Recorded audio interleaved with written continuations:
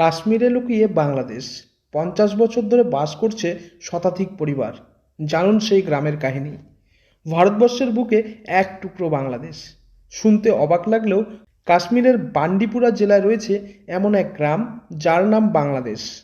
1971 সালে বাংলাদেশের জন্মলগ্ন থেকে এই গ্রামের নামকরণ হয় এবং বর্তমানে প্রায় 300 মানুষ সেখানে বসবাস করছে।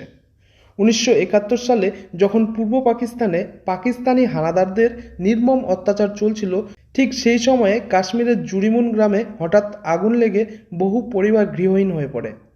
জীবন বাঁচাতে তারা জুরিমুন থেকে কিছুটা দূরে নতুন করে বসতি স্থাপন করে। সেই সময় নবগঠিত রাষ্ট্র বাংলাদেশের প্রতি সহমর্মিতা জানিয়ে এবং সেই ঐতিহাসিক ঘটনার স্মৃতি বহন করতে গ্রামবাসীরা নিজেদের নতুন গ্রামের নাম রাখেন বাংলাদেশ। পাকিস্তান সীমান্ত সংলগ্ন এই পাহাড়ি গ্রামটি শুরুতে মাত্র 5 থেকে 6টি পরিবার নিয়ে গঠিত হলেও বর্তমানে এর জনসংখ্যা প্রায় 300। গ্রামবাসীরা মূলত কৃষি এবং পশুপালনের মাধ্যমে জীবিকা নির্বাহ করেন। দীর্ঘদিন ধরে সরকারি নথিতে এই গ্রামের কোনো অস্তিত্ব ছিল না। অবশেষে 2010 সালে বান্ডিপুরা জেলা প্রশাসনের পক্ষ থেকে এই গ্রামকে সরকারি মর্যাদা দেওয়া হয়।